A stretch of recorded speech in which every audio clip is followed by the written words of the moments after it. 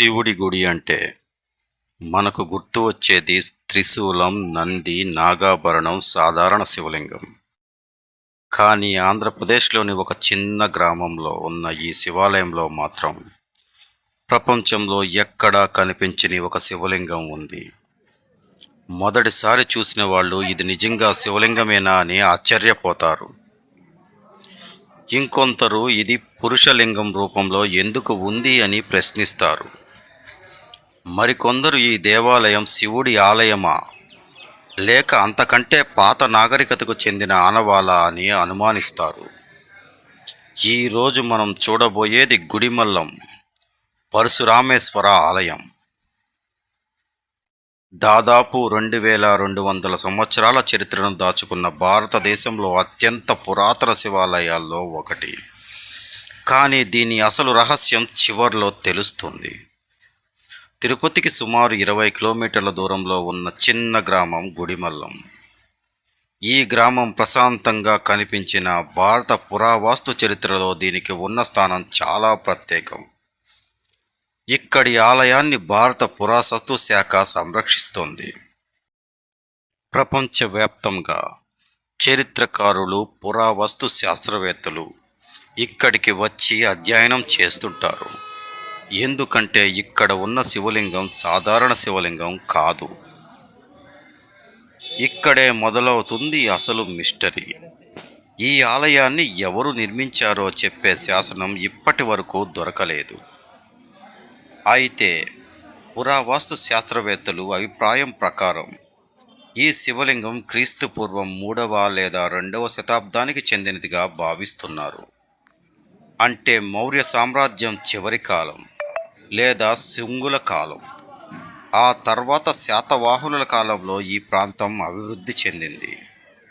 ఇప్పుడు కనిపిస్తున్న రాతి ఆలయ నిర్మాణం మాత్రం తరువాతి శతాబ్దాల్లో అభివృద్ధి చెందింది. పల్లవులు, చోళులు, విజయనగర రాజులు ఈ ఆలయానికి మరమ్మతులు, విస్తరణలు చేసినట్లు శాసనాల ఆధారంగా తెలుస్తుంది మనకు. అంటే ముందుగా శివలింగం వచ్చింది, తర్వాత ఆలయం పెరిగింది. అదే ఈ ప్రత్యేక ఆలయం ప్రత్యేకత. ఇప్పుడు అందరూ అడిగే ప్రశ్న ఒకటి చూద్దాం.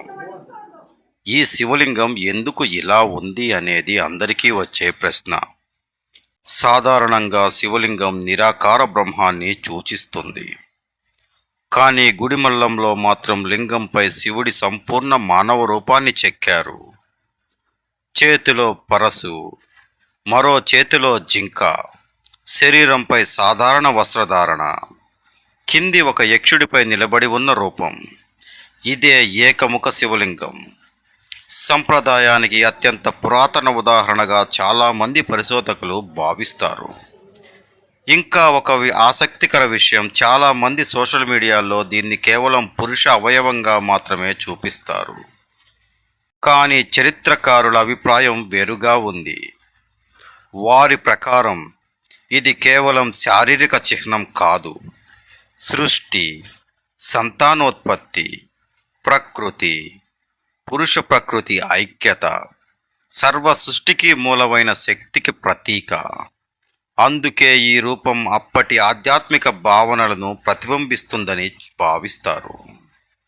ఇప్పుడు మరో రహస్యం, శివుడి కాళ్ల కింద ఉన్న వ్యక్తి ఎవరు అనేది. శివుడి కాళ్ల కింద ఉన్న చిన్న మనిషి ఎవరు?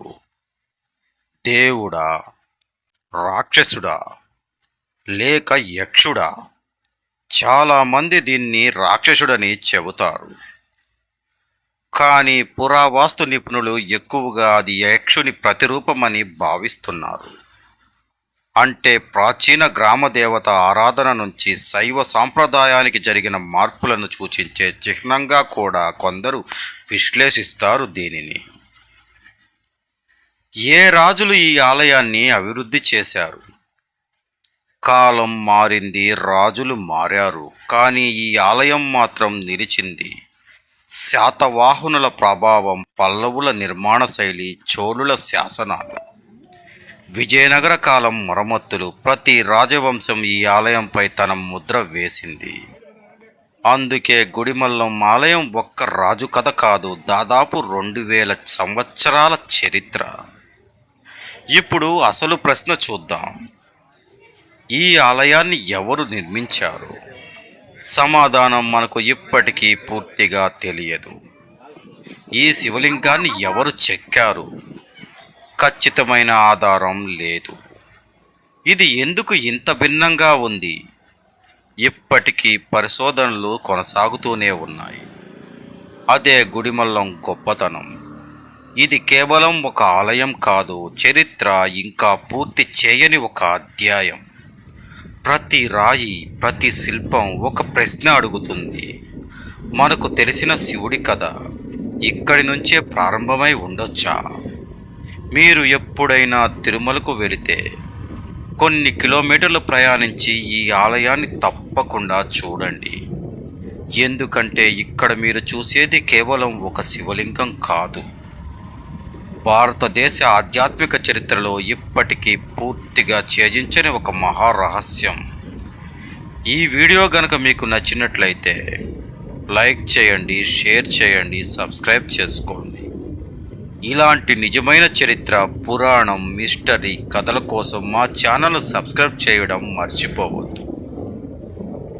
మళ్ళీ మరో ఆసక్తికర చరిత్రతో కలుద్దాం రేపటి వీడియోలో.